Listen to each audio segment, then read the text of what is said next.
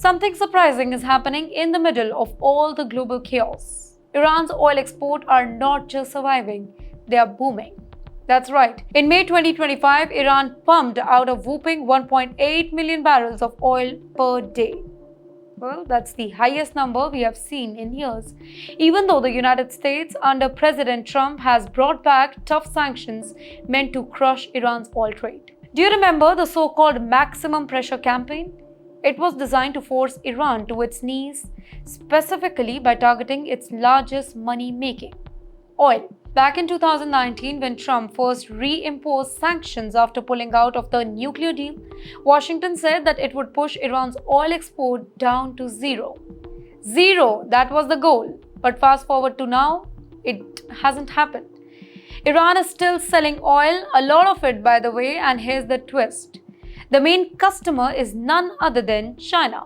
Despite all the global tension, China continues to import large volumes of Iranian crude, often through indirect routes and under the radar shipping network. In fact, interestingly, they are not alone either. Small countries and independent traders are getting in on the action, making big profits out of Iran's oil, even as United States warplanes are targeting Iranian nuclear sites. Well, this oil surge comes just weeks after United States fighter jets bombed 3 of Iran's underground nuclear facilities, and that too in one of the biggest escalations in years. And at the very same time, nuclear talks have completely collapsed. There is no deal in sight, no progress, and definitely no cooling off.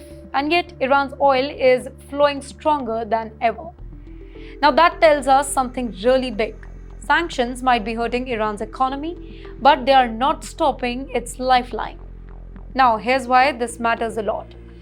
Oil is the backbone of Iran's economy.